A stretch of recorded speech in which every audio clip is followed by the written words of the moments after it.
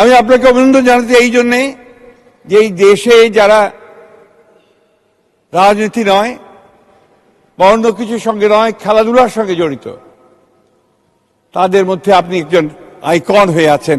কারণ আপনি হচ্ছেন সেই ব্যক্তি যিনি পাকিস্তান আমলে ফুটবলের নেতৃত্ব দিয়েছিলেন বাংলাদেশ সেনাবাহিনী, তৎকালীন পাকিস্তানের সেনাবাহিনীর, যিনি পরবর্তীকালে বাংলাদেশ ফুটবল বাহিনীর আপনি নেতৃত্ব দিয়েছিলেন।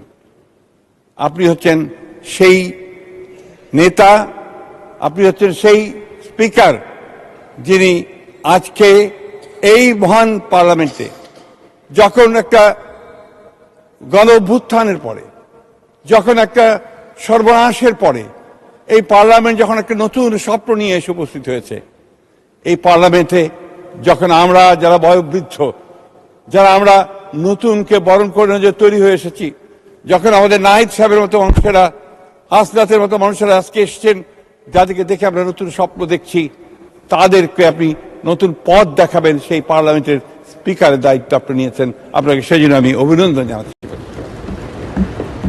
আমি অত্যন্ত দুঃখের সঙ্গে ভারাক্রান্ত হৃদয়ে আমি স্মরণ করছি আপনার সহধর্মিণী, আমাদের অত্যন্ত শ্রদ্ধেয় শিক্ষাবিদ বেগম দিলারার কথা, দিলারা হাফিজের কথা।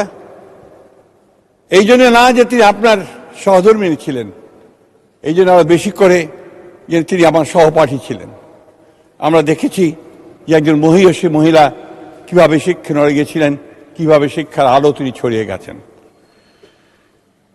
মাননীয় স্পিকার, আমি যখন আপনার সামনে বক্তব্য দেওয়ার জন্য দাঁড়িয়েছি, আমি খুব চিন্তিত এই জন্য যে আমাদের সালাউদ্দিন সাহেব, আমাদের কালিগ, আমাদের স্বরাষ্ট্রমন্ত্রী মহোদয়, তিনি যে বক্তব্য রেখেছেন, সেই বক্তব্যের পরে বক্তব্য রাখা যে কোনো পার্লামেন্টারিয়ানের পক্ষেই খুব কঠিন ব্যাপার। তারপরেও আমি আশা করি যে আমি যেটা বলতে চাই সেটা আপনাদের সামনে আমি তুলে ধরার চেষ্টা করব। মাননীয় স্পিকার, এখানে সালাউদ্দিন সাহেব বসেছেন, তারপর আবার আমি বলেছেন, আবারও বলতে চাই যে আমাদের অভিযোগ উঠেছে আমাদের বিরুদ্ধে। বিশেষ করে আমাদের সম্মানিত বিরোধী দলের এক সদস্য বলেছেন যে আমি সংবিধানকে ধরে রাখার জন্য চেষ্টা করেছি এবং সংবিধান যেন ঠিক থাকে সেই ব্যাপারে আমি বডি ল্যাঙ্গুয়েজ দিয়ে আপনার সেটা প্রমাণ করার চেষ্টা করেছি। হ্যাঁ, করেছি মাননীয় স্পিকার, কারণ এই সংবিধান আমাদের অস্তিত্বের সঙ্গে জড়িত, এই সংবিধান আমাদের আবেগের সঙ্গে জড়িত। এই সংবিধান 1971 সালে